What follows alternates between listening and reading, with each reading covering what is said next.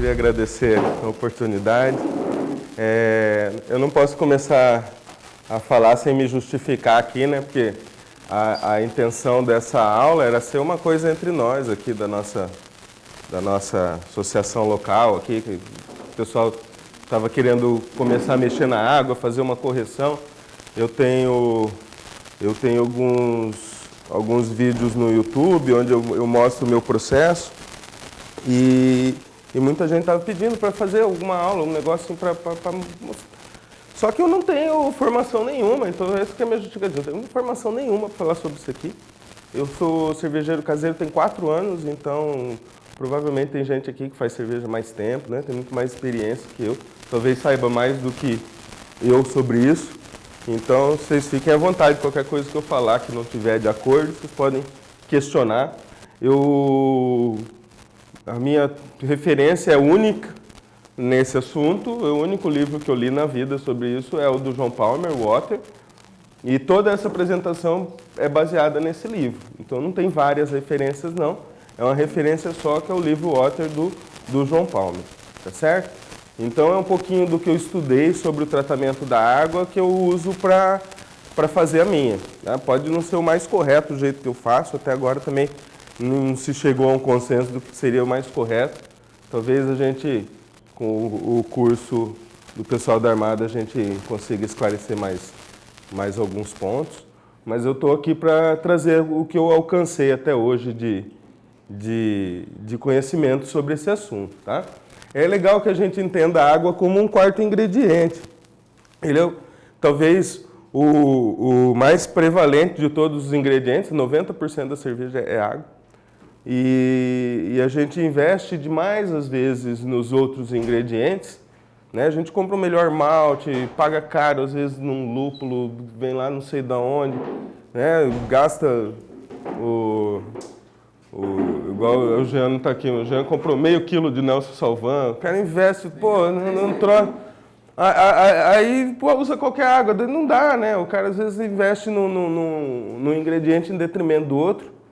Talvez seja o último mesmo a gente se preocupar, porque a natureza realmente dá conta da maior parte do processo, né? Se você não usar uma água muito ruim, muito provavelmente vai ser uma cerveja boa, razoável, dependendo do seu processo, mas ele pode ser melhorado sempre com o ajuste da água, se a gente entender a água como ingrediente a ser valorizado também. Você passa para mim, gente? Que tem bastante coisa. Então, como eu falei, 90% da cerveja é composta por água, a gente devia ter um pouquinho mais de atenção a esse ingrediente. A água vai exercer uma influência, então, no sabor, na formação, na persistência da espuma, na estabilidade sensorial da cerveja, na drinkability e na cor da cerveja.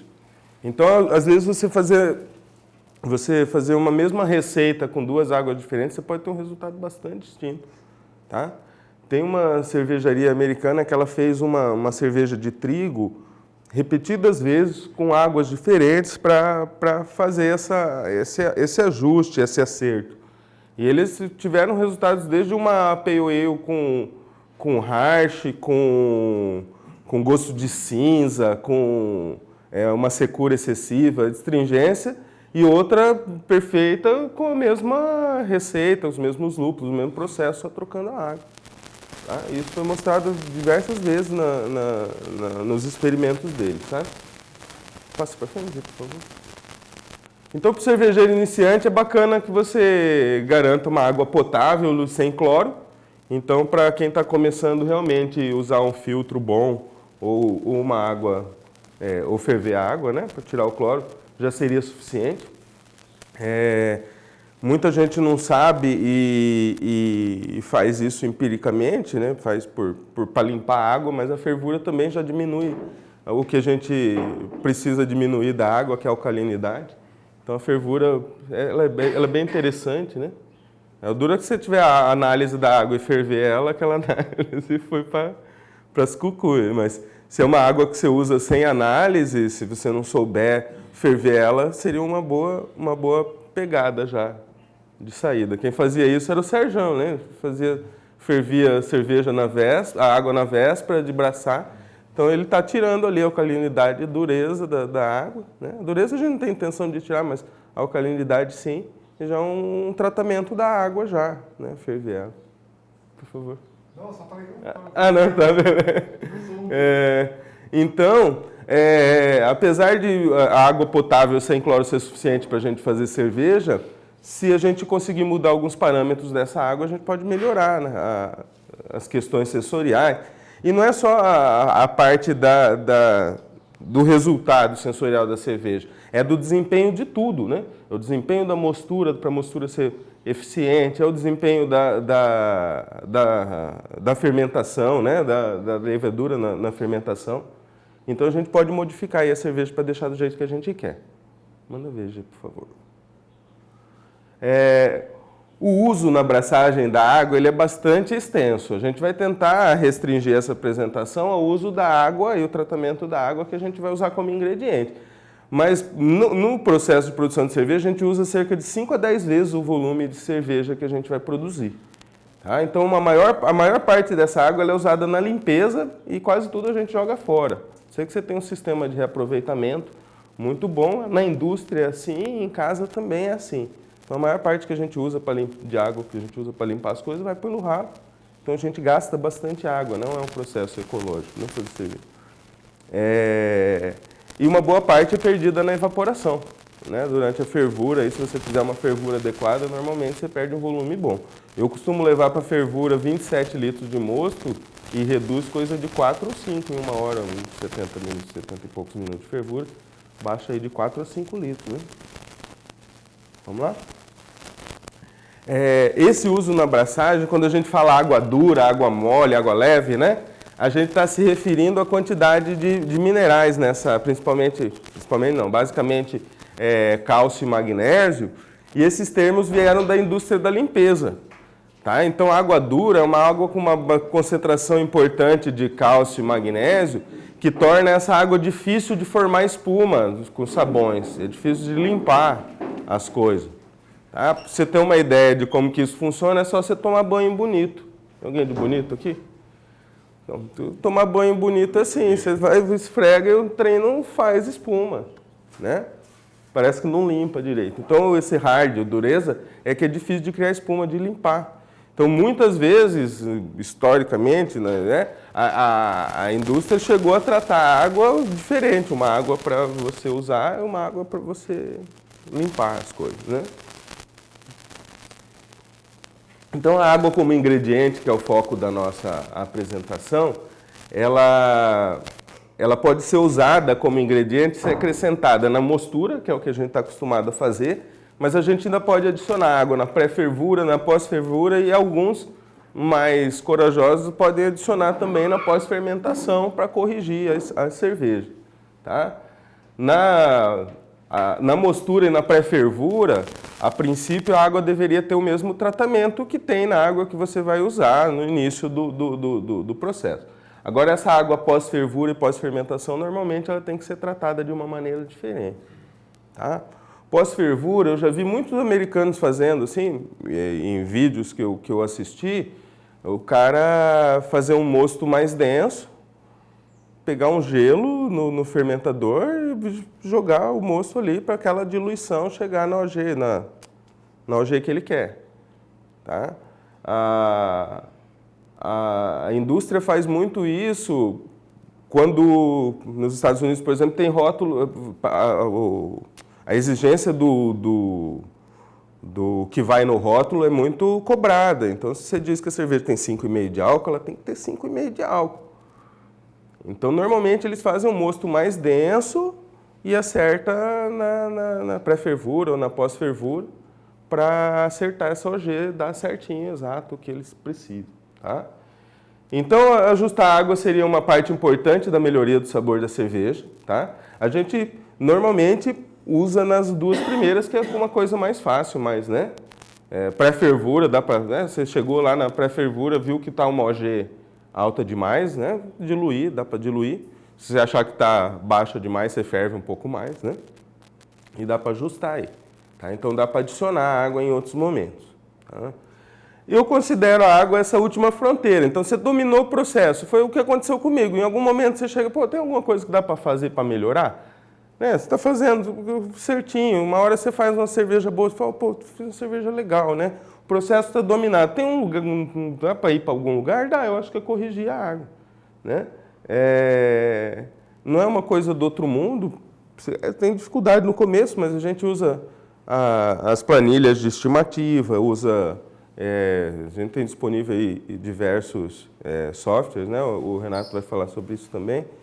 E hoje eu vou apresentar basicamente uma ferramenta que eu uso, que é a mais simples, que é a grátis, que é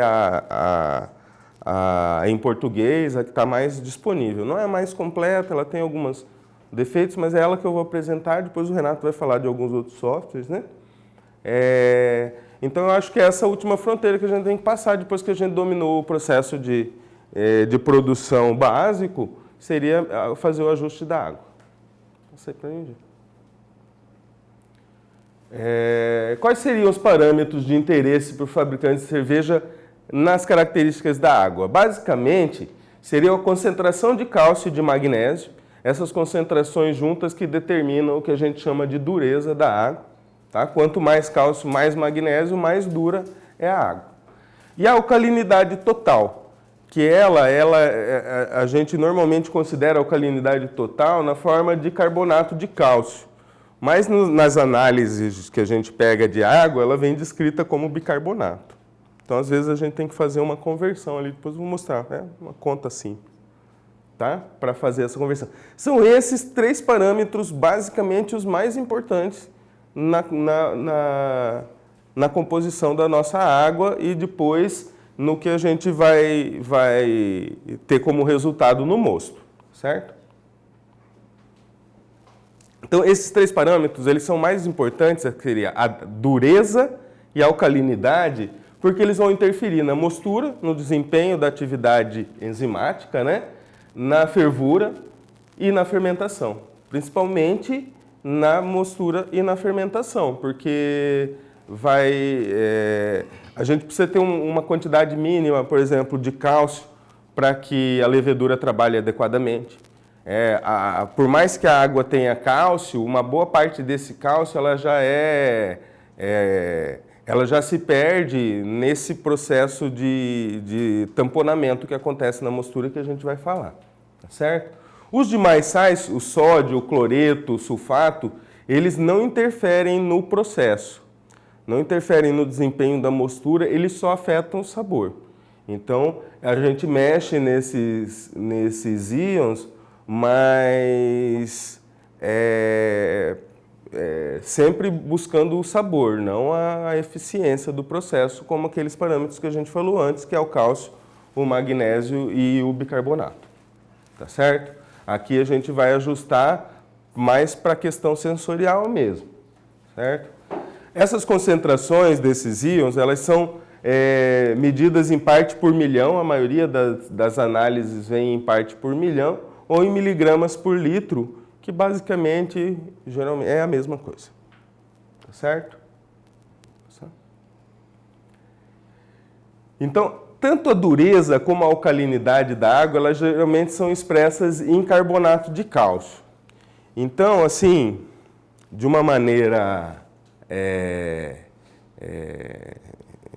de padrão, né? Quando se dissolve 100 mg de carbonato de cálcio em 1 litro de água, isso tem que ser feito usando ácido carbônico, porque o carbonato de cálcio ele não dissolve facilmente na água. Tá? Essa dissolução é feita usando esse processo que simula a maneira como a natureza dissolve o calcário mesmo. Tá? Se você dissolver isso, tanto a dureza em cálcio como a alcalinidade vão ficar em 100 ppm. Então, ele normalmente é expresso no carbonato de cálcio a dureza. Tá certo? E a alcalinidade também. Só que daí, normalmente, ela vem analisada como bicarbonato, a alcalinidade. Tá? E aí a gente tem duas diferenças nesses dois conceitos, dureza e alcalinidade. A gente tem uma dureza total, que é aquela quantidade de cálcio e magnésio que tem no início da mosturação. E uma parte dessa dureza vai embora nesse processo de tamponamento. Então, normalmente, os fosfatos que tem no malte, eles fazem um efeito tampão, que vai baixar o pH da mostura, Tanto que a correção que a gente faz é mínima em relação a isso, porque a natureza já baixa o pH. Então, se botar uma água de 6 e tanto, com uma mosturação média aí, vamos ver, 20 litros de água, botar 5 kg de malte, já vai baixar o pH dessa água para coisa de 5,7 por ali, tá? E aí com isso também diminui um pouco essa dureza. E a alcalinidade, ela tem essa característica também. Então a gente tem a alcalinidade total, e aí depois desse efeito tampão a gente tem a alcalinidade residual, que na verdade é o que mais importa para a gente, que a gente vai corrigir depois, tá? Porque a alcalinidade total ela não é o mais importante. Por isso que o pH da água não é o mais importante. Então, às vezes você tem uma água com pH mais acima, mas ela tem minerais que vão favorecer que esse pH caia mais rápido, ou caia de uma maneira mais marcante. E às vezes tem uma água mais ácida, mas que não tenha minerais. Então, os minerais que contém na água, contidos na água, eles são muito mais importantes que o pH em si, para essas questões. Tá bom? Então, dureza total é isso que eu falei, a soma das concentrações de cálcio e magnésio de acordo com essa equação aqui, ó. Que a gente não vai usar, só para saber que está aqui, tá certo? É 50 vezes a concentração de cálcio sobre 20, mais a concentração de magnésio sobre 12,5. Esse dividido por 20 dividido por 12,5 é para transformar ppm em milha equivalente, que é o que fica a fórmula. E essa dureza, apesar de você usar essas concentrações de cálcio e magnésio, esse resultado aqui vai ser expresso em carbonato de cálcio. Dureza em carbonato de cálcio. Então é 50 vezes a concentração de cálcio em ppm, dividido por 20, vamos dizer que seja 100 de cálcio, vai ficar 5 aqui. Que seja 30 de magnésio, vai ficar aqui uma coisa de 2. Vai somar isso, multiplicar por 50, vai ter a dureza total em carbonato de cálcio, tá? Existe um conceito, ele é antigo e pode ser, não precisa ser levado muito em consideração, assim, estrita, mas seria uma orientação, assim, que se a gente usaria uma água dura para cervejas escuras, mais fortes e mais lupuladas, e uma água mole para cervejas mais claras, mais leves e com uma drinkability melhor. Correto? Então, a classificação seria assim, ó, água muito mole com menos de 70 ppm dessa soma de dureza, concentração de cálcio e magnésio, mole de 70 a 135, média de 135 a 200. Tá? Normalmente a gente fica por aqui, ó, nas nossas mosturações, né? Nas nossas cervejas. A gente usa normalmente uma água por aqui. Dura seria mais de 200 e muito dura mais que 350 ppm de carbonato de cálcio naquela equação lá da soma das concentrações de cálcio e magnésio. Como eu disse, a alcalinidade é o parâmetro mais importante porque é o que vai ter o maior efeito sobre o desempenho da mostura. Então, se você não conseguir diminuir a alcalinidade de maneira eficiente, você vai ter uma dificuldade no processo. E isso se sabe desde que se faz cerveja, que se começou a fazer cerveja. Tanto que o processo evoluiu muito por conta da lei de pureza alemã. Porque você não podia adicionar nada mais na água, então os caras tinham que rebolar para baixar essa alcalinidade. A decocção faz isso, né, por produzir melanoidina, diminui a alcalinidade. Os processos de fervura eram usados, né, para diminuir a alcalinidade, a dureza da água. Então, sempre se soube que precisava mexer um pouquinho para melhorar. Esse pouquinho que é o nosso motivo de estar aqui, né? Precisa de um ajuste a mais para a coisa ficar um pouquinho melhor, tá certo? Teve uma experiência foi feita, ela é antiga também, e que se viu que se colocar o mosto numa água deionizada, né, uma água sem mineral algum, né, filtrada por osmose reversa, normalmente esse mosto vai estabilizar em 5,8 de pH, que não é fora da faixa que a gente precisa, né? A gente tem isso um pouquinho menos porque a maioria das águas tem uma concentração de minerais, tem uma certa dureza, então não chega a ficar tão alto o pH assim numa mostura. Mas já se sabia já sabe há muito tempo que a gente precisava baixar um pouquinho esse pH, tá certo? A alcalinidade total, ela é definida com a quantidade de ácido que você precisa adicionar à solução para alcançar um pH de 4,5, tá? Então, quando você quer transformar a alcalinidade em carbonato de cálcio no que a gente vê nas análises, que é a concentração de bicarbonato, tem que multiplicar por 61 e dividir por 50. E se você tiver essa concentração da sua água, que é o que normalmente vem no rótulo ou na análise da água, o bicarbonato, e quiser transformar para saber qual que é a alcalinidade, é só fazer o contrário. Multiplica por 50 e divide por 61. Então, pode fazer a conta inversa. Então, o que normalmente vem na água lá para a gente avaliar é a quantidade de bicarbonato.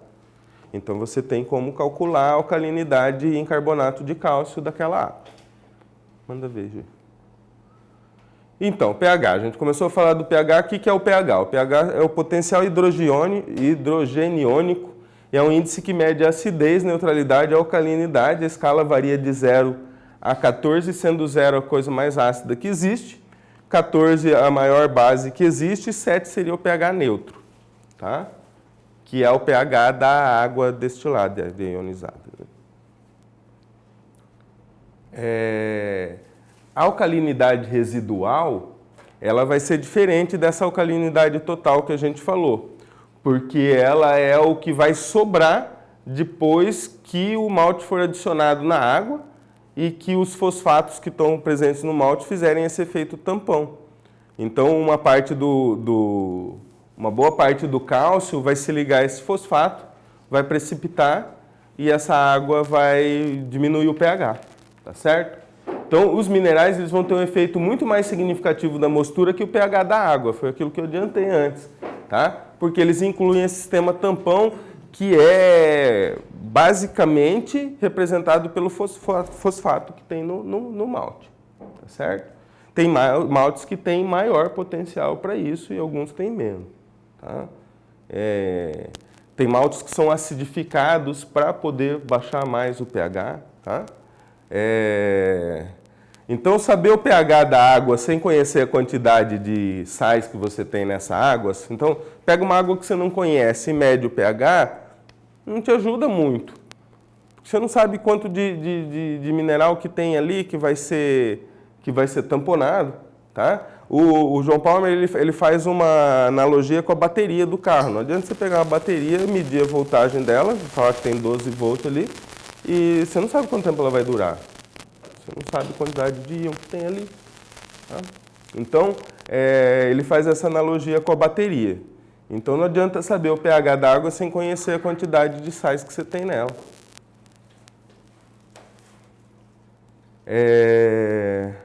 Então, esse efeito tampão acontece quando você infunde o malte, então, na água. Tá? Vai ocorrer um equilíbrio entre o bicarbonato e o carbonato.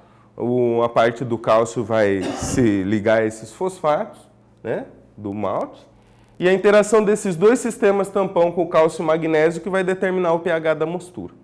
Então, vai depender muito da concentração dos sais que você tiver na água para você ter essa queda. Tá? Os cálculos eles são muito complexos, então normalmente a gente usa planilhas de estimativa que te orientam nessas concentrações, certo? Bom, por que a gente deve controlar o pH da mostura? Porque se observou há muito tempo, como eu disse, que as melhores cervejas são produzidas quando o mosto é controlado em faixas estreitas aí de temperatura e pH. Então, quanto mais você mantiver dentro de um pH adequado, de uma temperatura adequada, melhor vai ser a sua mosturação e melhor vai ser o resultado da sua cerveja, certo? Então, o pH do mosto é o resultado entre o equilíbrio químico da mostura e é o que a gente deseja controlar. Então, não é importante o pH da água, o importante é o pH da mostura. Então, é importante ter um pHmetro? Eu considero hoje que seja, assim. Tá? Um equipamento legal, tem um custo benefício razoável, aí dá para comprar um Xing Ling, né? 40 pila. Não vai ser aquela maravilha de precisão, mas melhor que você ser guiado à cega, né? Então, o que a gente deseja controlar, isso que é o importante dessa discussão de hoje. Não é o pH da água, ele não é importante, tá? O importante é o pH que você vai alcançar na mostura quando você adicionar o malte a essa água. Porque o pH vai variar muito dependendo da quantidade de sais que você tiver nessa água, tá certo? Então, embora pareça confuso, o pH do mosto ele é um fator de desempenho da mostura e é o resultado desse desempenho. Então, você tem que ter um pH legal para que a mostura funcione, e a mostura funcionando legal vai deixar num pH bacana. Se você tiver por exemplo, um pH já da água de 5, eu, por exemplo, lá em Corumbá, eu estou utilizando agora o filtro, né, para eliminar o cloro. E lá eu meço o pH da água, está mais ou menos 7,2 da água tratada. Que eu usava sempre mineral. Eu fiz alguns testes e baixei mais ou menos para 5,3. O malte, ela reduz mais ainda? Eu acho que não. Não. Porque ela pega um limite. Porque vai ter um limite disso. Porque ela é acima da... Isso. Tanto que esse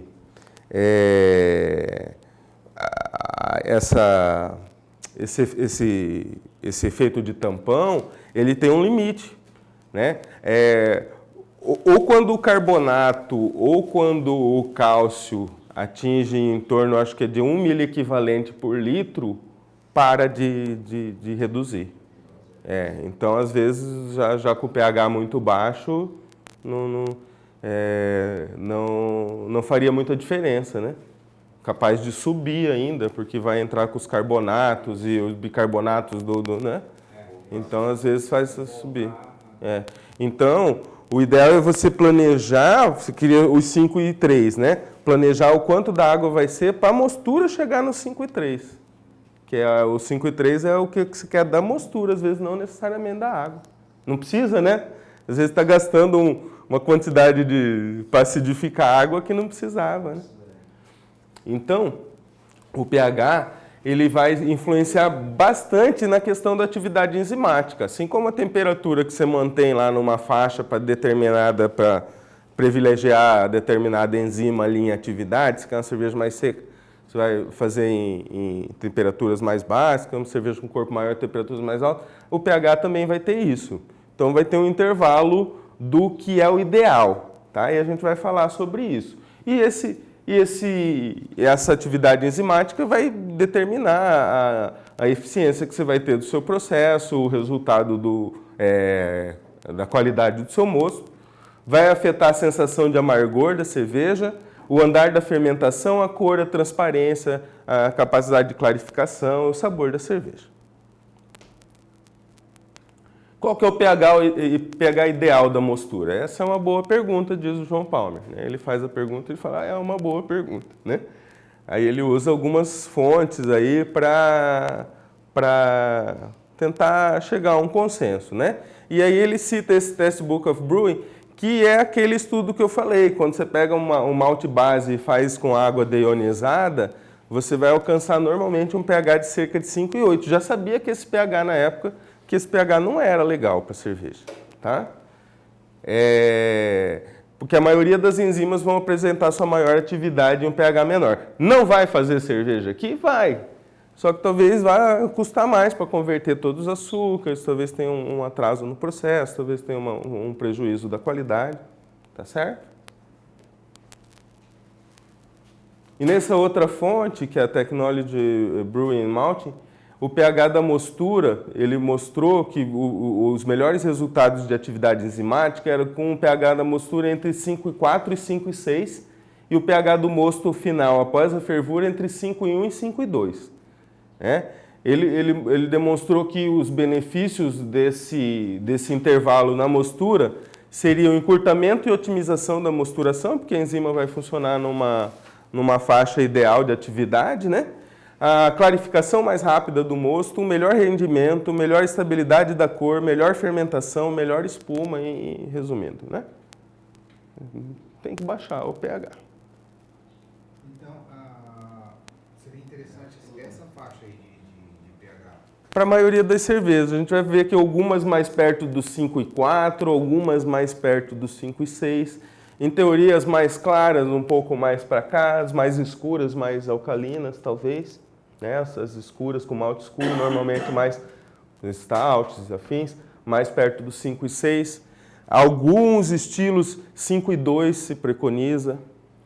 Algumas IPAs falam em usar 5,2, um pouco mais ácido que isso. Então hoje se entende o intervalo entre 5,2 e 5,6 hoje seria aceitável.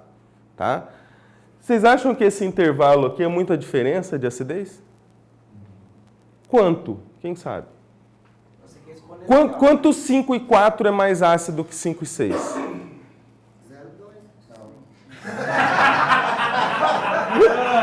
Parabéns!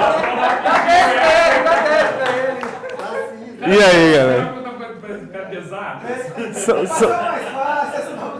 São 20 vezes, né? Cada 0,1 é 10 vezes mais ácido. Então, 5,4 é 20 vezes mais ácido que... Então, é uma diferença considerável. Tanto que, apesar do meu pH-metro ser desses vagabundinhos, que é de 0,1, 0,1, o ideal é você ter um que tenha o segundo dígito, né? Depois da vírgula ali, para você ter o intermediário. Por exemplo, eu fiz uma Catarina Sour, eu media, eu botava o pH-metro, esse ali ficava 3,3, 3,4, 3,3, 3,4. Aí você fala, pô, é 3,3 ou 3,4? Ele ficava meio que oscilando, porque às vezes estava intermediário, aí e o troço não media direito, né? Então, uma dúvida que eu fico a concentração do cálcio ele vai determinar a queda do pH durante a mostura. Isso, por isso que você tem que ter, grosseiramente, assim, se você não tiver recurso outro, né, você conseguir calcular na mão um íon, se você quiser fazer um único ajuste na água, é botar cálcio, cara. Hoje é pelo menos 50 ppm de cálcio, a água tem que ter. Não, exato. A dúvida que eu fico depois é que no próprio processo de mostura e fervura você vai cair o pH. O pH não é tão difícil de atingir. O problema é o que fica residual de cálcio na água depois da fervura, porque vai afetar o processo depois de fermentação. Por isso que tem que botar, porque ele vai ser consumido. Então você tem que pôr a mais, porque aquele que tem na água, se for menos de 50, não vai dar conta de toda a demanda de cálcio. Ele é um cofator enzimático na hora Da fermentação e tudo, exatamente. Então, o cálcio ajuda na fermentação? Muito. Na fermentação, nós vamos falar do cálcio, no slide do cálcio, a primeira coisa que eu falei, o cálcio é o amigo do cervejeiro. Então se for para botar um troço na água, você bota cálcio. Se eu colocar o cálcio na água para fazer a mosturação, depois na fervura eu tenho que adicionar novamente? Então, tem gente que fala que sim. O Palmer ele cita algumas fontes que dizem que sim. Que você calcularia o cálcio total, você colocaria 2/3 na mostura e 1/3 na fervura. Ele diz isso. Porque você, na fervura, você já iria com o mosto que já perdeu, e aí você quer botar um pouco mais. Então, mas isso não é um consenso. Mas é uma teoria, sim, que teria que colocar na fervura também. Eu já fiz muito isso. Porque eu vou falar depois da ferramenta, e as duas ferramentas que eu comecei a usar para ajuste da água, diziam que os sais tinham que ser colocados na mostura e na fervura. Que os sais da água não deveriam ser colocados na água antes de você botar o malte, mas sim na mostura já com o malte. E que os sais da lavagem dos grãos deveriam ser na fervura. Aí você já tem um pH mais Aí você corrigia só o pH da água da lavagem, com ácido lático, afim. E eu fiz isso por muito tempo como sendo a prática mais correta, porque eu li nessas duas planilhas, na Brew and Water e na Easy Water, que é a tradução dela. Tinha essa orientação na planilha. Depois muita gente me questionou isso, falou, por que você faz assim? Por que não mexe na água? Você não vai usar água corrigida? Não é a correção da água? Aí eu comecei a fazer com a da água para ver qual que era. Eu, particularmente, não vi diferença nem no pH que você alcança na mostura, nem no resultado sensorial, enfim. Eu não vejo diferença em botar na água, mas sim, também não sei dizer qual que é a prática mais correta. Eu sei que tem uma orientação nessas duas planilhas que a água, os sais que você bota na correção da água da mostura tem que ser feito na mostura com os maltes, e os sais que você bota para corrigir a água da lavagem deveriam ser colocados já na fervura. E eu fiz isso por muito tempo. E dá bom igual. Agora, eu fiz isso como se fosse a prática mais correta, porque tinha essa orientação. Não vi base para isso no livro do Palmer. Ele não fala de que tenha que ser na mostura. Também não fala que arruma na água, não. Mas aí, em teoria, é a correção da água mesmo, antes de você. Você faz a estimativa na planilha, joga os sais na água, o ácido lático ou o ácido fosfórico, que você achar necessário, ou bicarbonato, e aí você vai botar o malte depois. Mas tem essa questão que o João levantou, que o Marcos reforçou ali, tem uma orientação que tem que ter um pouco de cálcio na fervura. Então, talvez essa orientação da Brew & Water seja baseada nessa informação. Vamos perguntar para o nosso próximo curso, que ele saiba responder melhor do que eu. Bora lá? Então, corrigindo a água, vamos corrigir a água, né? Tem essa frase aí que é atribuída ao Thomas Jefferson, né? Eu sou um grande crente na sorte, e eu descobri que quanto mais duro eu trabalhar, mais sorte eu tenho, né?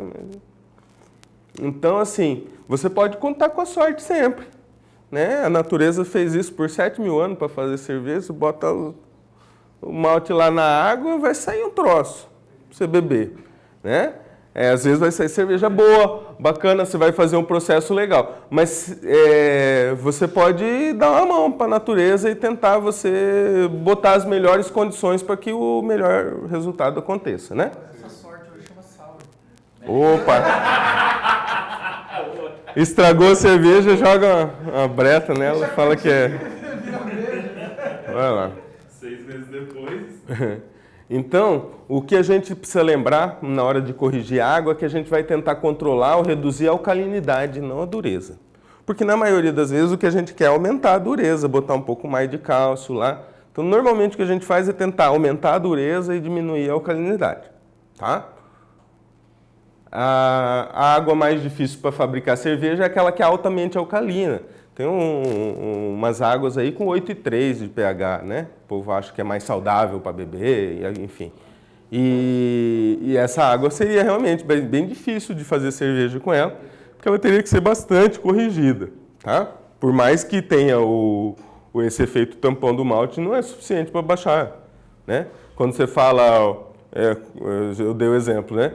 8,3 para 7,3, que é a água que o Chico usa, é 100 vezes mais alcalina, né? De 7,3 para 8,3, você vai pegar uma água 100 vezes mais alcalina para você tratar. É muito mais complicado. Muito mais complicado. A que eu uso aqui, ela em teoria, porque eu não analisei ela, estou confiando no rótulo, né? Também é um erro grande, né, da gente. Ela é 6,3 no rótulo.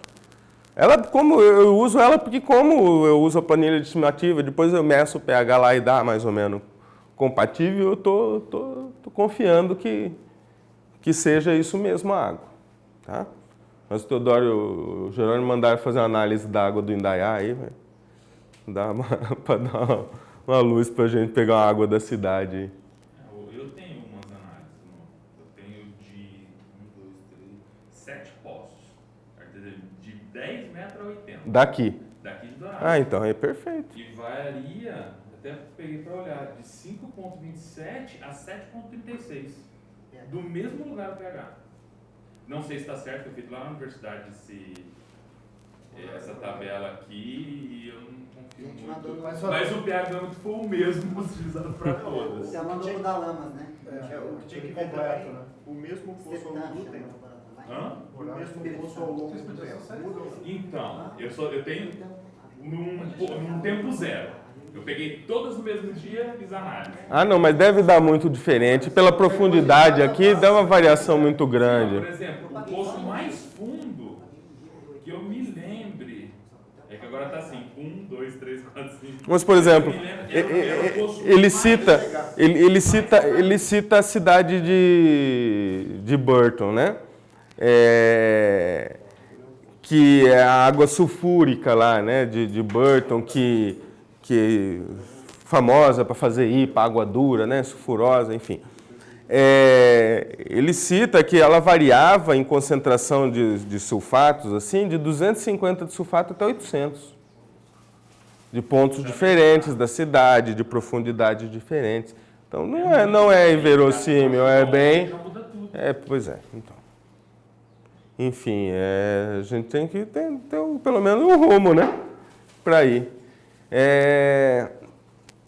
Então, os estilos de cerveja que a gente conhece hoje, que são os estilos que vieram ao longo da história, eles foram se adequando às condições de água das regiões e às condições que esses cervejeiros tinham de melhorar a condição que ele tinha.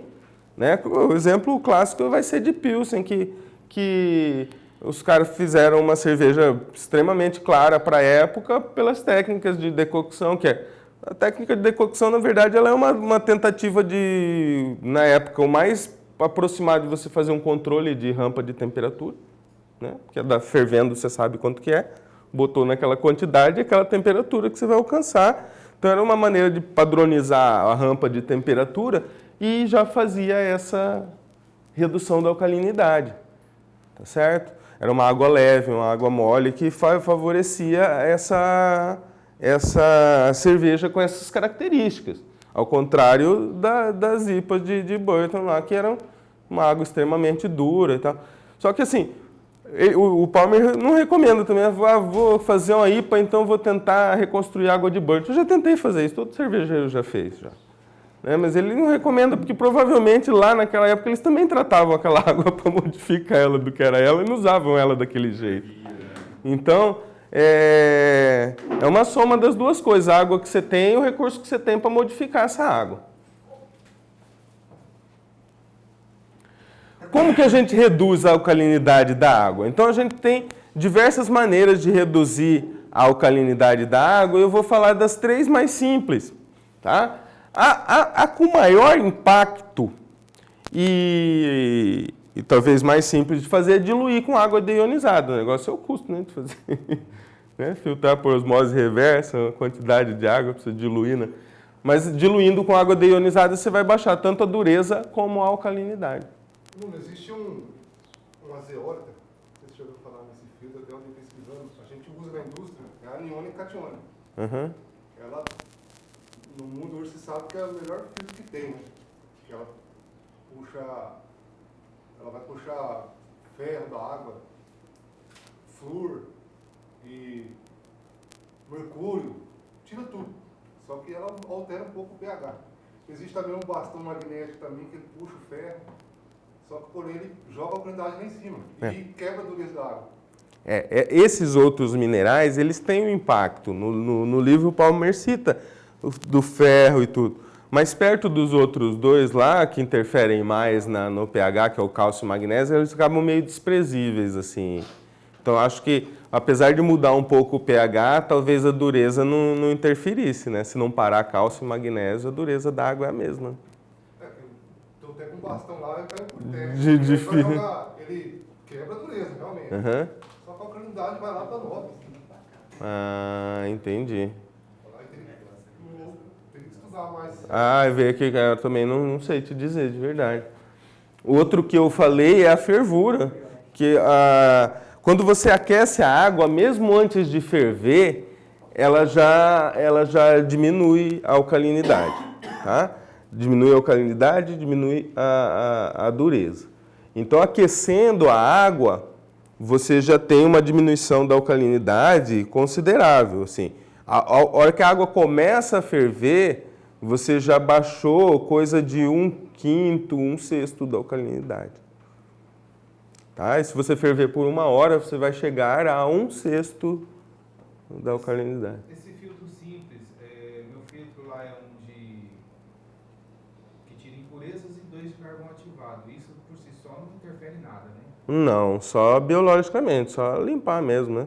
Vai tirar o que a gente não quer da água, que é cloro, né? Então o filtro de carvão ativado ele é fundamental, porque não pode ter cloro, né? Não tem a pior coisa para estragar a cerveja que cloro. O pH da água ele tem variações se eu medir ele em temperatura? Sim. Tem Tanto que quando a gente fala aquele pH lá, é uma boa pergunta isso. Quando eu falei aquele pH lá do intervalo da mostura 5,2 a 5,6, é na temperatura de mosturação. 65, 68 graus. Tá? É na temperatura de... Eu acho que a maioria dos pHmetros, eles são regulados para medir uma determinada temperatura. Sim. Que não vai ser essa, vai ser Isso. 20 graus. Você tem que fazer a correção. Você esfria, mede... eu conheço os dois caras que estragaram o pHmetro metendo no mosto quente. Não dá pra tacar ali na panela de... Não pode, não pode, não. Ele falou certo. Você tem que você tem que tirar, medir e fazer correção do ajuste para temperatura. Perfeito. Porque eu já vi os caras estragando o pHmetro mesmo, metendo a panela 68 graus lá, e estragou. O negócio foi embora. Pau. Tem pHmetro que ele te corrige sozinho, né? Tem, aqueles digitais que você bota só um sensor de ferro que você coloca lá e pode ser no quente. Ele mesmo vai corrigir a... Não, portátil mesmo já trabalha. Esse eu nunca vi, não. Tá, não, então tá, talvez esse eu não conheço. Eu vi um que é o sensor de metal que o cara coloca lá, tem a caixinha digital e ele já até corrige a temperatura, ele dá o corrigido para você. Só que eu nunca vi um desse, não. Hoje tem que ser a temperatura ambiente, né? Hã? A temperatura ambiente. De 20 a 25, é. Ambiente nos lugares civilizados, aqui o nosso não é ambiente. Por favor. É só essa questão do pHmetro. Quem tiver pHmetro, olha se o seu pHmetro está escrito ATC, que é Automatic Temperature Correction. Aí já tem? Ele já corrige automaticamente. Então, todos os pHmetros não vão aguentar medir acima de 40 graus, mas abaixo de 40 graus você já pode medir que ele já vai te dar. Já dá correção. Esse é automático. ATC. Aqueles portáteis lá, tem vários que são ATC. Tem os da Axto, aquele igual a temperatura de coisa, eu já vi também, que ele tem isso aí. Então assim, quem for comprar um pHmetro também... Vale a pena esse aí, mais né? caro, mas compra um ATC, já que você vai ter mais... Mas só que a forma tem que tirar e esperar esfriar 40 graus. 40. Se você pegar um copo e dar uma agitada assim, ele já baixa para 40 e já dá para medir. Esse da temperatura ambiente é interessante, porque eu postei um vídeo da Catarina Sauer que eu fiz um Kettle Sour, né? Deixei de um dia para o outro, quase 24 horas ficou lá, né? Aí as pessoas perguntam, como que você fez para manter a temperatura 34 graus? Eu falei, meu amigo, aqui é Dourados, Mato Grosso do Sul. Que eu botei um ventilador na frente da panela para manter os 34 graus. Liguei o ar-condicionado e regulei lá. Então, mas vamos seguir. Então a fervura ela vai baixar a dureza e a alcalinidade da água e a adição de um ácido ou mineral, eu botei orgânico, a gente adiciona um ácido mineral, que é o ácido fosfórico, com um ácido orgânico, que é o ácido lático. Na maioria das vezes a gente vai falar de um por um deles. No próximo slide, manda ver já.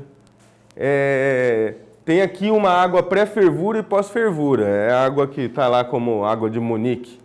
Então, ó, a gente vê que na pré-fervura a gente tem uma concentração de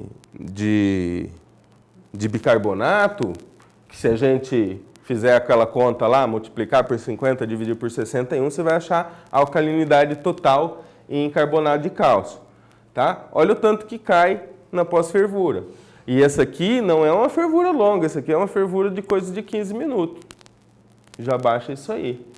Tá? E a alcalinidade residual de 177 para 74. Então cai bastante. A dureza também. Ó, o magnésio não alterou, mas a dureza em cálcio caiu de 77 para 20.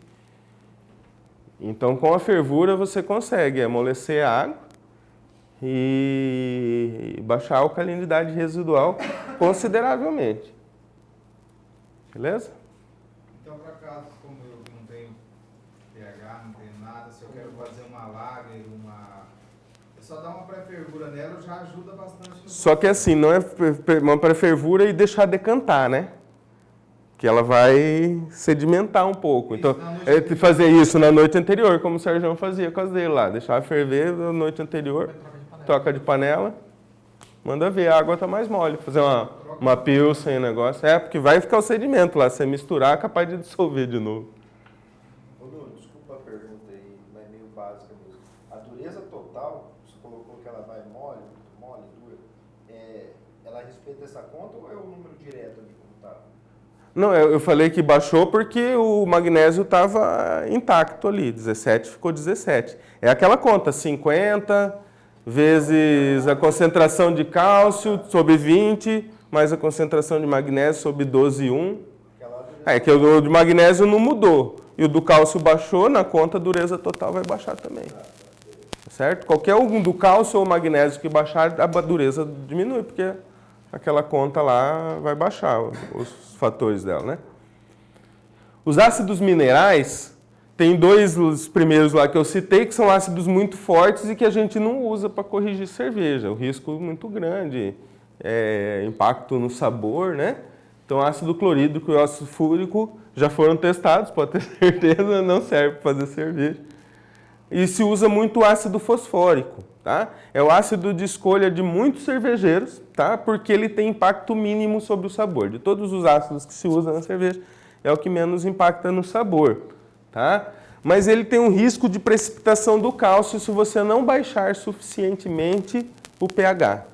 Então, se você não baixar suficientemente o pH, vai ficar fosfato livre e vai tamponar o cálcio, vai quelar esse cálcio e vai precipitar.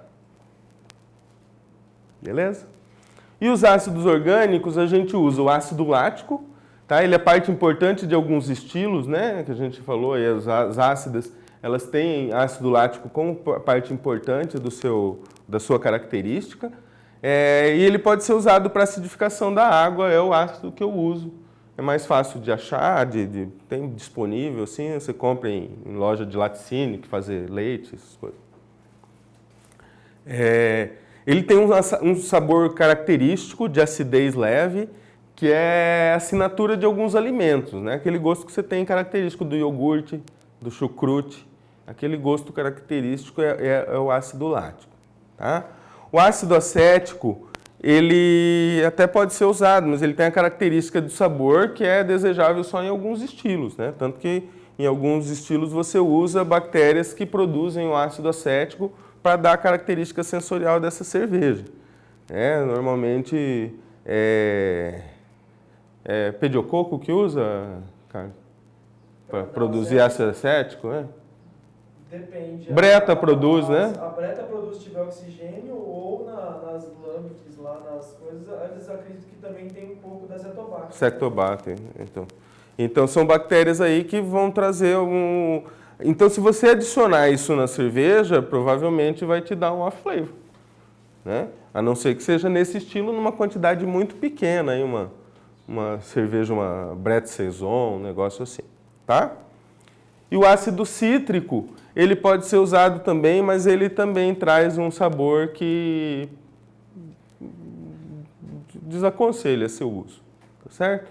Então, basicamente, usar o ácido fosfórico, que é o mais limpo de sabor, tá? Mas tem essa questão de você ter que corrigir bem o pH para não precipitar o cálcio, ou usar o ácido lático, que é mais tranquilo no seu uso, tá certo? Veja. O ácido lático ele pode ser adicionado de 3 maneiras na sua cerveja, né? Usando maltes acidulados na mostura, isso é bem legal. Eu fiz uma gueuze para o festival hoje, né? Para a nossa festa de hoje, e eu acidifiquei ela só com malte acidificado. Então, eu fiz já eu coloquei uns 900 gramas de malte acidificado mais ou menos na mostura, o pH já vai para 3,8. Eu já mosturei com 3,8. Tá? Tem que fazer uma mostura mais longa, né? Porque é bem fora da faixa de ideal de conversão, enfim. Tá? Você pode deixar lactobacilos crescerem no mosto, né? Tem muitos estilos que fazem um repouso ácido prolongado, né? O repouso ácido acho que é entre 38 e 42 graus. Alguém me corrija se eu estiver errado, mas eu acho que é isso. E fazia um tempo longo. Isso fez muito em cervejas alemãs que não podiam adicionar nada, né? Que tinham que seguir a lei de pureza e que fazia esse repouso ácido prolongado ou fazia um sour mash mesmo, né? Que é deixar o mosto azedar um pouco. Tá? E o terceiro, que é o método rápido e prático, que é adicionar esse ácido lático alimentício diretamente. Tem uma quantidade limite para isso, porque senão dá um gosto bem ruim, metalizado na cerveja, um gosto artificial mesmo. Né? O que é gerado pelo lactobacilo, ele é muito mais interessante para a cerveja. Tá? Em relação à acidificação da água da lavagem, a gente tem que fazer? Tem também. Tanto é que eu acho que a grande maioria das cervejas, essa é uma opinião minha, não tem uma base literária que eu li isso, não. Mas eu acredito fortemente que muitas cervejas são estragadas aqui. Eu acho que se a pessoa ela não tem um controle muito bom de seus parâmetros e tudo, quanto menos lavar, melhor.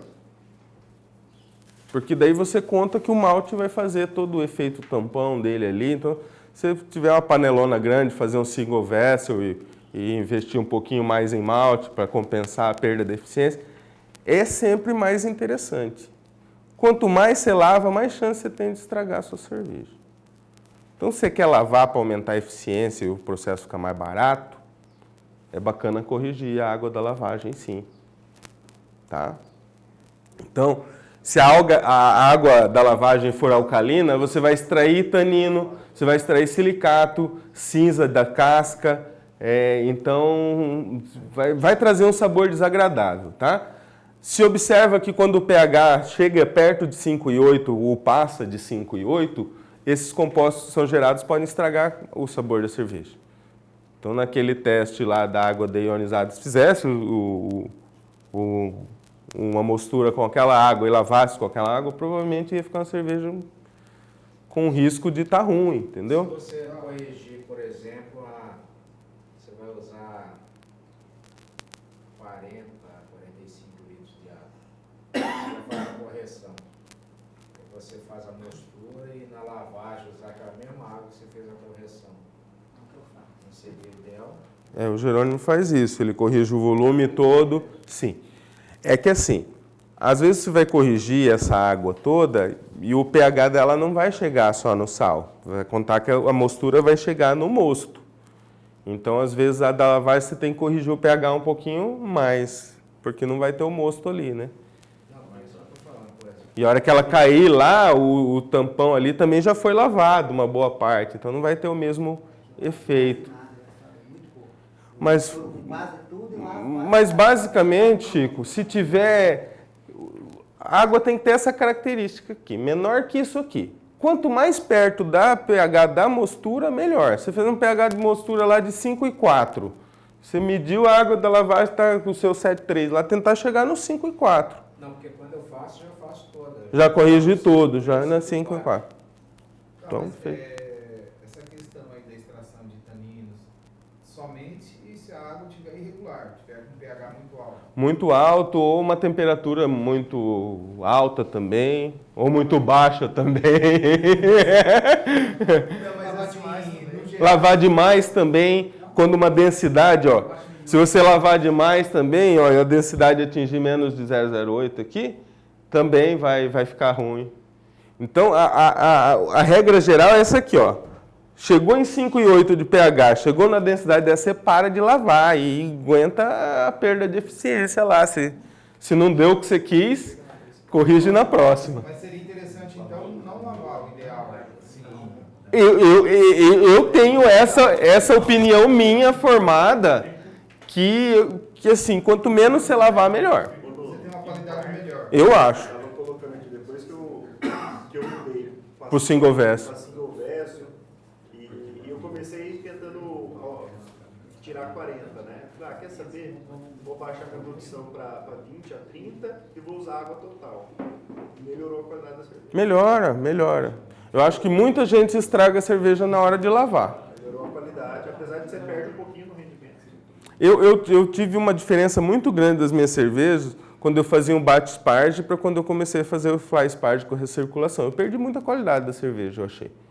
Então eu comecei a diminuir a água da lavagem, diminuir cada vez mais.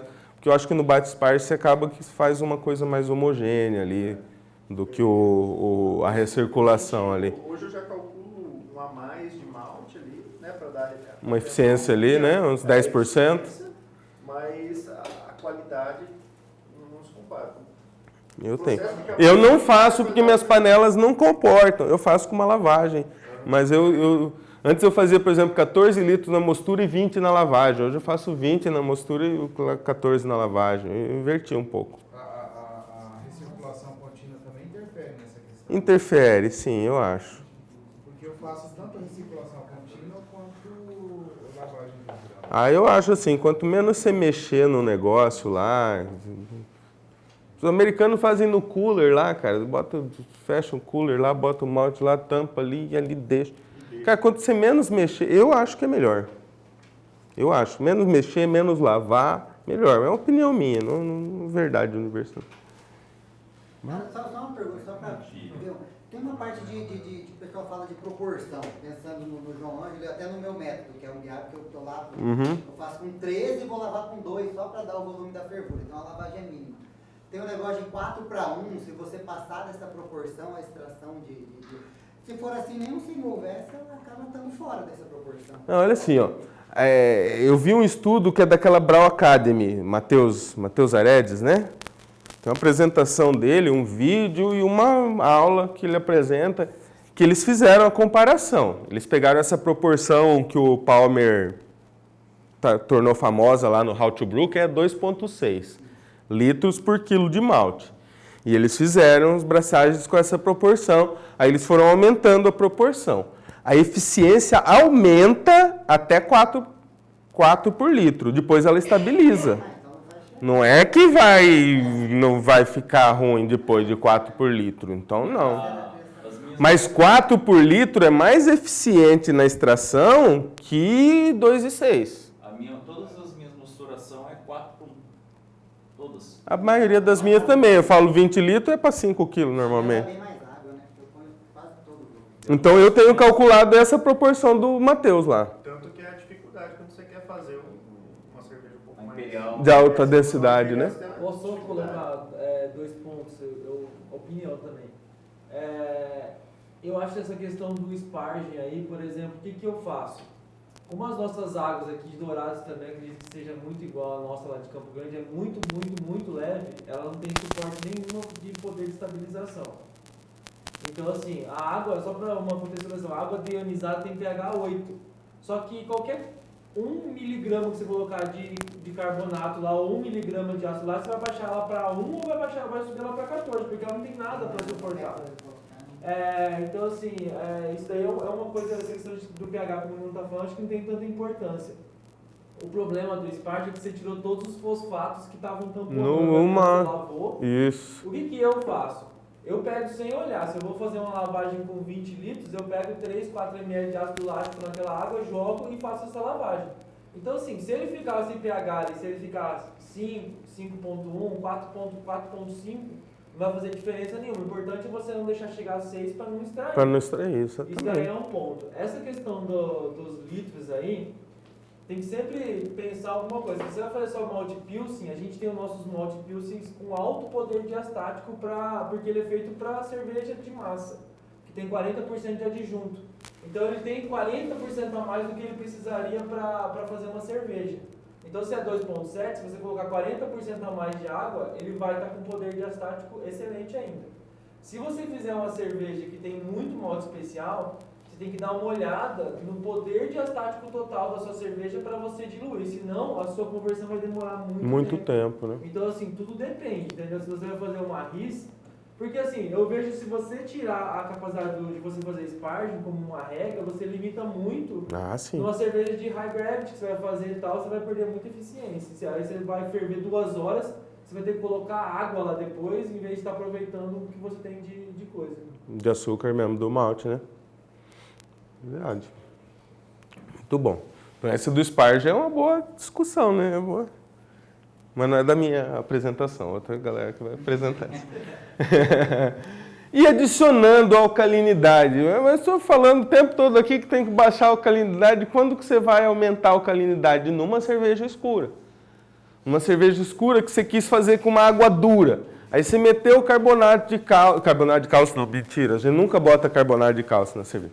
Você botou o sulfato de cálcio lá na cerveja para você deixar a água mais dura, com um pouco mais de sulfato, para dar aquela secada nela e tal. E aí ela ficou com pH lá de 5,5. E aí você quer um pH de 5,6. Né? Fala, mas de 5,5 para 5,6, né? Nós já falamos que é 10 vezes, né? Dá diferença, 10 vezes mais alcalino. Então fala que para cerveja escura é legal perto de 5,6. Então às vezes você quer aumentar o pH. É raro disso acontecer, mas às vezes você quer. É bem raro. Aí você usa o bicarbonato de sódio. Porque o carbonato de cálcio, o giz, ele está muito sujeito à precipitação. Então você observa que você bota ele e ele não é efetivo para subir o pH. Então é uma adição normalmente à toa o giz. Ela é muito feita. Eu já fiz, porque vi na receita que tinha. Enfim, você faz, né, as coisas. Eu fiz 75 braçagens nesses 4 anos. Estão todas registradas no canal. Não tem nem nada que eu fiz de cerveja que não está lá para dar cara a tapa. Tipo, fiz muita cagada lá, tá tudo lá registrado. Tá para todo mundo ver. Então eu já fiz coisa errada, tá ali, né? E ficou para a posteridade. Mas não é para adicionar carbonato de cálcio na cerveja. Tá? Então quando você quer corrigir, a gente usa o bicarbonato de sódio. E aí entra essa questão do sódio. O sódio ele tem um limite para você usar na cerveja, para não alterar o gosto. Né? O sódio em pequenas quantidades ele é bastante desejável para alguns estilos, porque ele realça algumas características que a gente vai falar na frente.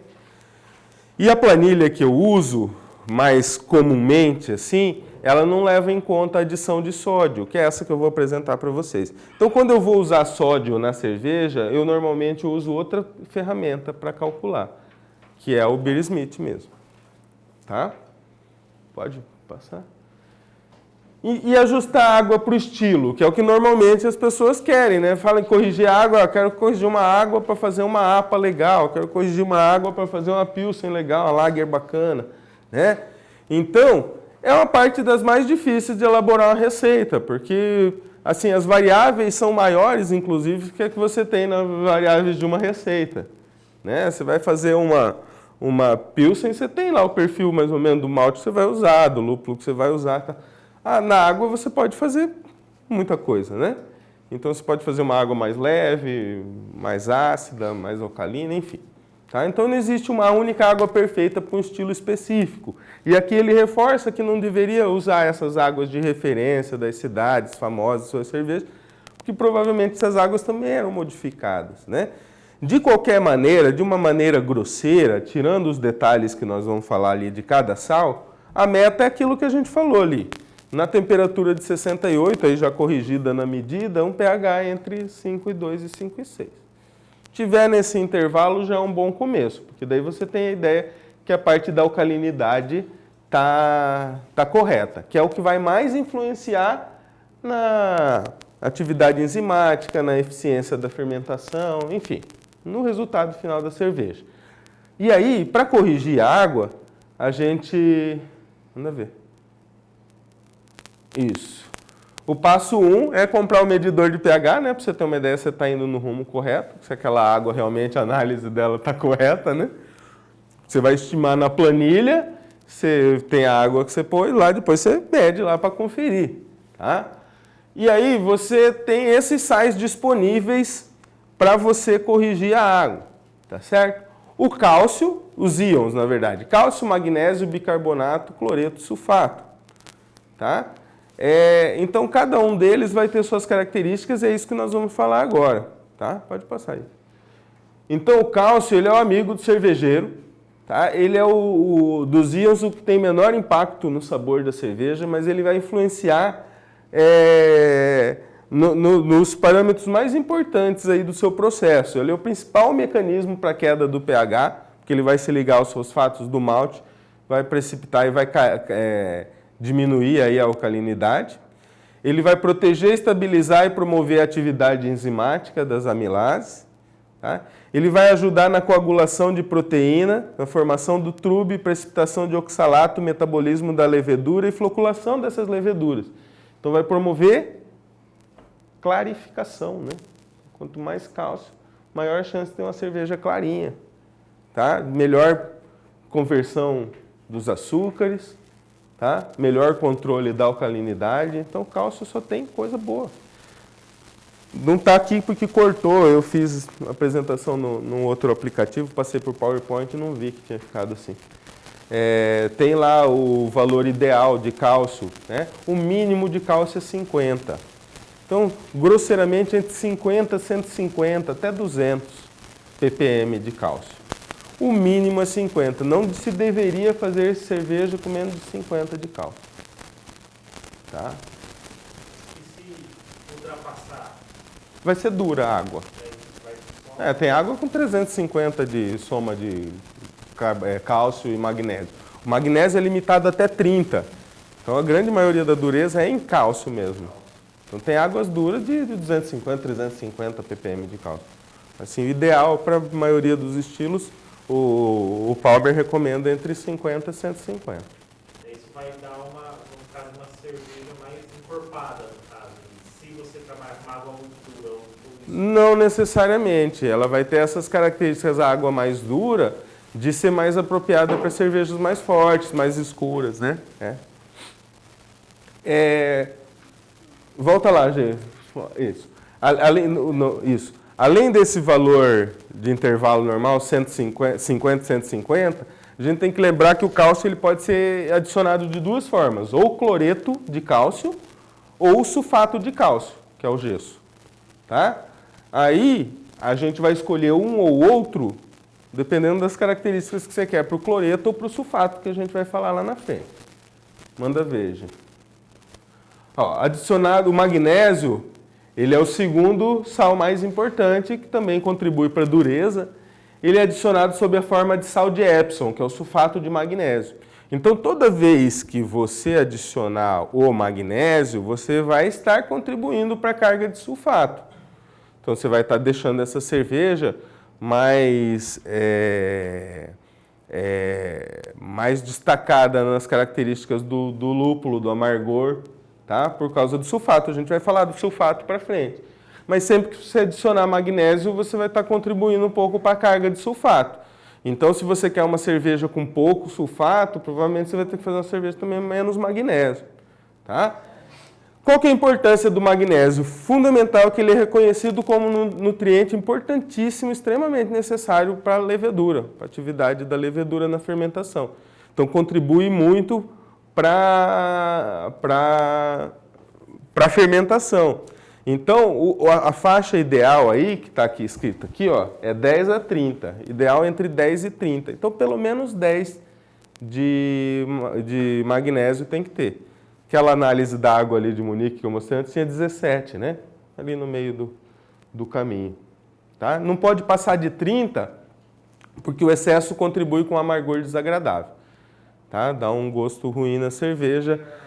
Eles falam que acima de 40 já é bem perceptível esse... Então, ele deixa a faixa ideal aí com a margem aí, não usar mais de 30 a princípio. Seria ppm também. ppm, tudo em ppm esses aí. Tá? O sulfato. O sulfato é o que tem aquele caráter definidor da água de Burton, né? Que é a água sulfurosa, que ela é adequada para destacar as características do lúpulo, né? Ele deixa as características do lúpulo mais assertivas.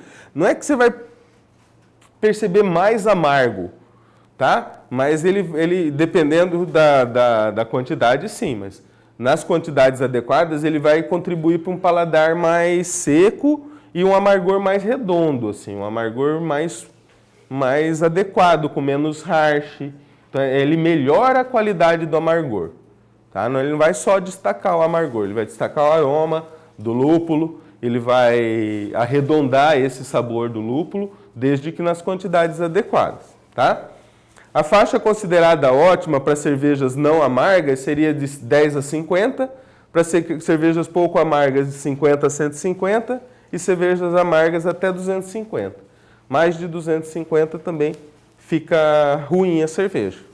E para correção, normalmente a gente adiciona o sulfato de cálcio. Tá certo? O cloreto é o contrário. O cloreto ele vai acentuar a sensação de corpo, aí sim. Você que tinha perguntado, né, Marcos? Isso. Você quer uma sensação de uma cerveja mais encorpada mesmo, ela é cloreto que você põe. Você vai destacar o corpo e o sabor maltado, a doçura. Tá? O dulçor residual vai ficar destacado aqui. Se você fizer essa adição de cloreto em forma de cloreto de sódio, mais destacado isso aí. Porque a gente pode adicionar o cloreto em forma de cloreto de cálcio ou cloreto de sódio. O sódio também, a gente vai falar dele depois, destaca esse maltado. Então, você quer uma cerveja com uma característica mais doce, mais maltada, é cloreto e sódio normalmente que você coloca. Só que o sódio também tem limite. Então, às vezes, você bota um pouquinho de cloreto de sódio e o cloreto de cálcio, que o cálcio é sempre bom, né? A gente já viu. Então, vai fornecer uma qualidade mais arredondada, e completa e doce para as características do malte e da cerveja como um todo. Não é indicado para uma IPA. Uma IPA, normalmente, ela tem o desvio para o sulfato, exceto na New England, que a gente faz esse desvio para o cloreto. Então, a New England IPA a gente faz com mais cloreto que o sulfato para destacar o corpo dela, né? Ficar com aquela sensação do juice, né? E o maltado destacado. Esses parâmetros aí que você está falando aí, onde que eu consigo identificar isso? Que análise que eu tenho que fazer e como que faz na prática isso? Esses intervalos? Isso. A gente usa planilhas de estimativa. Porque para chegar nesse ponto, a gente de corrigir, saber quanto que deu de cada um, as contas são muito complexas. Eu vou até dar uma ideia dela aqui, mas a gente usa uma planilha. Isso, é só para a gente saber. Isso. Mas a própria planilha... Não. Ah, sim, Quer saber onde que Isso. Se eu for retirar de um poço... Tem que fazer a análise dela. Tem que fazer a análise dela, isso. O cloreto, o ideal ele está preconizado entre 10 e 150. Aí o cara tem a brilhante ideia assim, se eu botar o sulfato, eu destaco as características do lúpulo. Se eu tiver o cloreto, eu vou dar uma sensação de corpo e o maltado. Então eu vou meter os dois, né? Não pode. Tá? Então, você tem um limite para você fazer essa relação. O negócio mais importante que a quantidade de cloreto e de sulfato que você coloca é a proporção entre um e o outro, que é o nosso próximo slide. Que a relação... Ah, não, perdão. Mais um ainda, deixa eu pular aqui. O sódio ele não é importante para o processo, né? Eu tinha falado disso na frente, mas ele afeta o sabor. Ele vai trazer as mesmas características do cloreto, aumentar a sensação de corpo e doçura. Então, quando você usa o cloreto de sódio, né, apesar de você estar botando sal, a cerveja vai ficar um pouco mais doce. É desagradável em excesso e com sulfato, por isso que com o sódio a gente coloca com cloreto de sódio, tá? O sódio a gente coloca no bicarbonato de sódio também, quando a gente vai alcalinizar a cerveja. Então, a regra geral é assim, quanto mais sulfato, menos sódio. A soma dos dois não pode passar de 100. Então, se você vai botar bastante sódio na cerveja, você tem que deixar sem sulfato. Se você vai botar sulfato na cerveja para uma IPA, você tem que deixar sem sódio. Beleza? O ideal do sódio, a soma dos dois não pode passar de 100. Do sódio e do sulfato. Então, sulfato, às vezes você bota 80, o cloreto não é para botar nada. O sódio, perdão. Ideal entre 10 a 70, o sódio. E por último, o que eu falei, que é a relação sulfato-cloreto, ou cloreto-sulfato, dependendo do livro que você olha. Essa relação, sim, ela vai influenciar grandemente o equilíbrio lupulado-maltado da cerveja ou secura-plenitude. Ou a sensação da cerveja mais seca e mais encorpada, ou o lupulado-maltado. Tá? Lupulado mais sulfato, né? Secura mais sulfato, maltado e plenitude mais cloreto. Tá? A relação ela é mais importante do que as quantidades de cada um isoladamente. Tá? Porque para essa questão sensorial que eu estou falando. Né? Então, também tem que ter um nível mínimo de sulfato e cloreto que deve estar presente para essa relação dar um efeito. Não adianta você botar 5 ppm de sulfato e 1 de cloreto, você não vai notar a diferença.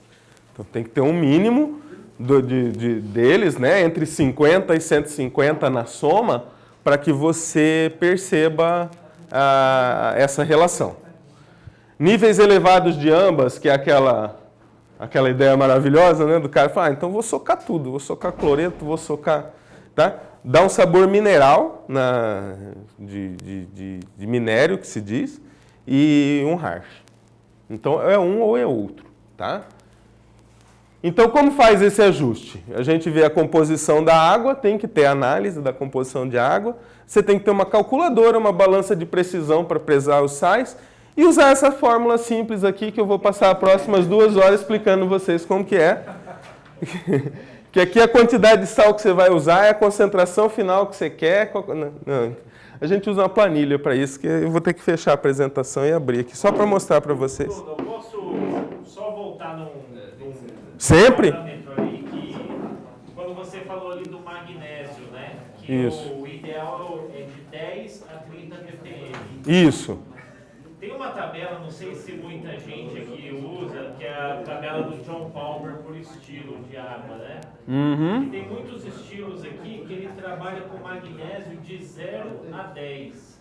Por exemplo, uma APA, Ah, sim, entendi. por estilo. E por estilo é diferente mesmo. O Beer Smith, o Renato acho que vai falar do Beer Smith, o Beer Smith ele vem com vários pré-parâmetros, assim. Você, por exemplo, tem lá Hope Pale Ale lupulada. Ele já te dá todos os parâmetros que você tem que alcançar e você vai botando os sais até você tentar alcançar aquilo ali.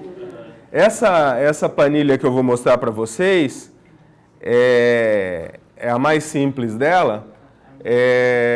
Ela tem alguns valores que o Palmer considera que são os ideais, que são esses que eu falei. Já tem nela, tá? Como que eu tiro essa lateral aqui? Nuno, você não podia pôr isso depois nos seus slides pra gente, no grupo? Sim, sim. Como que eu faço aqui? Isso aí. Aqui? A apresentação Não, vai ficar fechar, só sim, no fechar. Facebook da serva também. Eu sou ruim de Windows, cara. Fechar. Aí. Ó.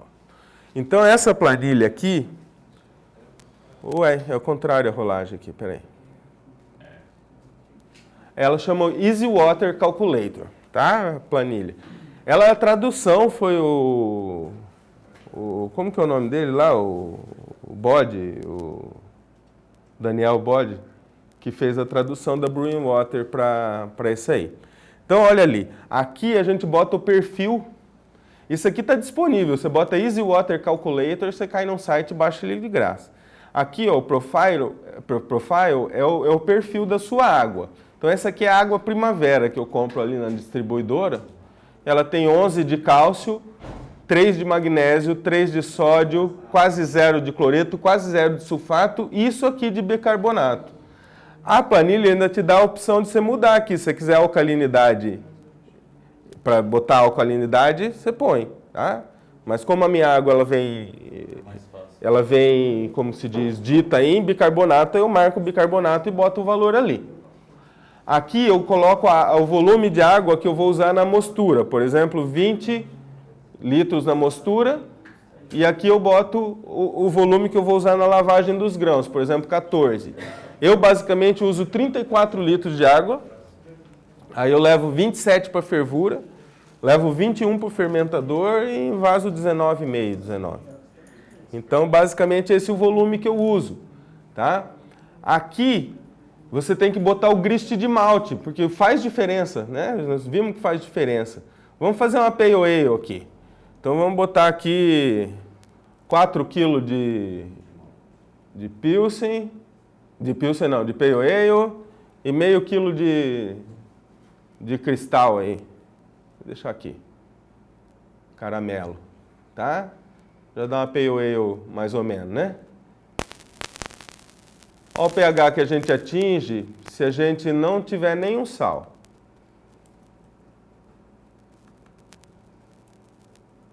Então a minha água tem 6,3, eu botei 4,5 kg de malte, ela foi para 5,7.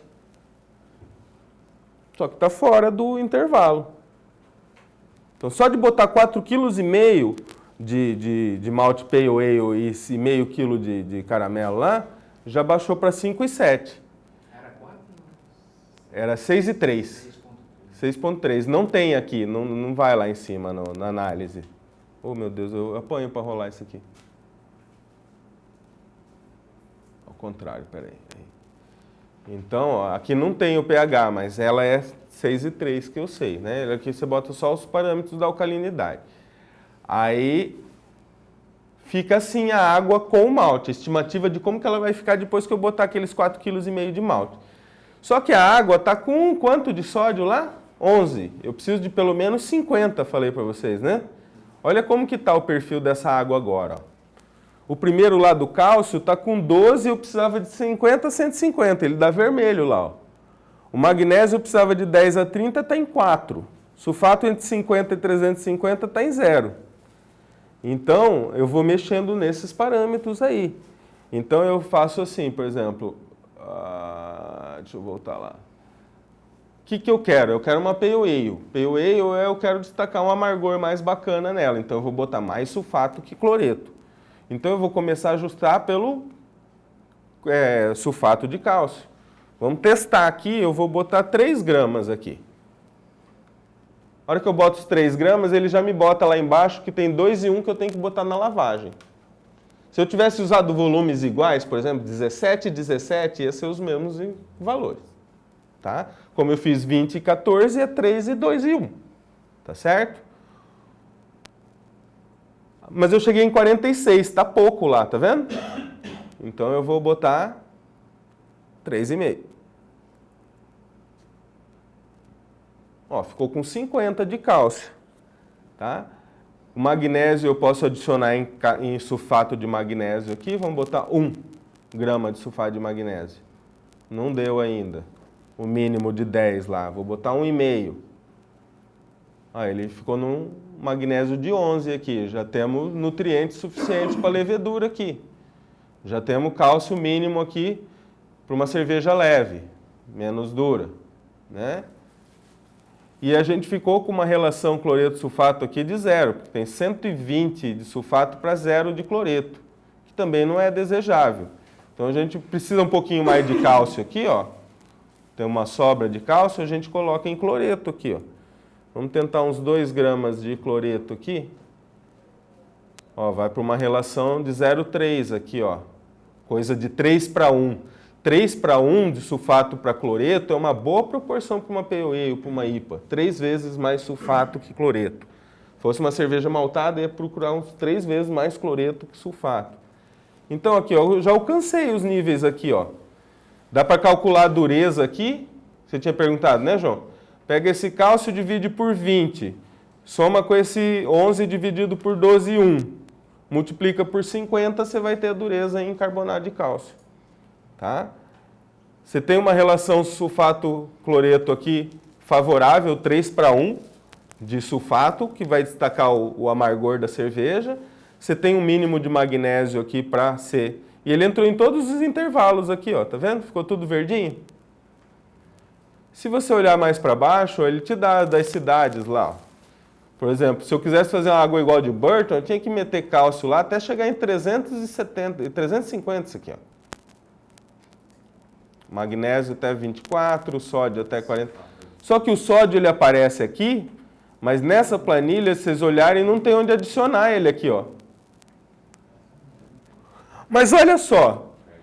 Então, ó, eu cheguei no perfil de água que eu quero lá embaixo. Relação sulfato-cloreto adequada, quantidade de cálcio adequada, de magnésio adequada, cloreto-sulfato, a relação bacana, mas o meu pH eu não cheguei. Tá? Se fosse uma cerveja escura, eu precisava pouquinho aqui para chegar em 5 e 6, mas para uma cerveja clara que eu quero, ó, eu tenho uma alcalinidade muito alta ainda. Ó. Total e residual. Aí eu vou no ácido lático aqui, ó. Ou no malte acidificado. Vamos dizer que eu bote 100 gramas de malte acidificado na minha mostura. Pronto. Fechou. Está acabando já. Fechou.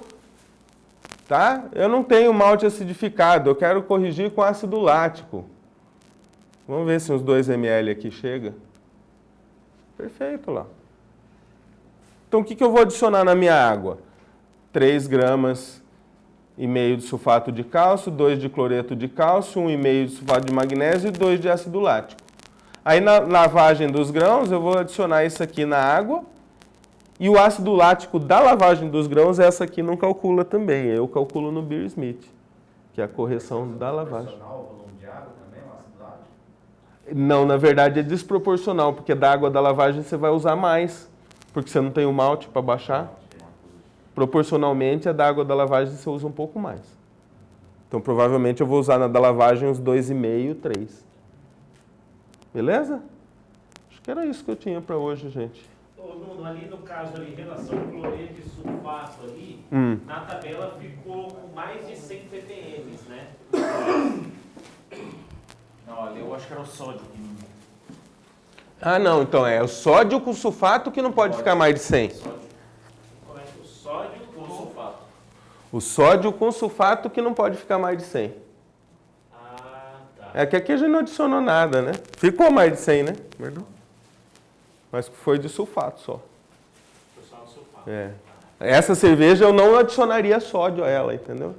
Ah, sim, entendi. É, porque o sódio para dar um maltado e tal, a gente quer o lupulado nela, já não daria. Ah, entendi. Entendeu? Beleza? Feito, gente. Obrigado pela oportunidade.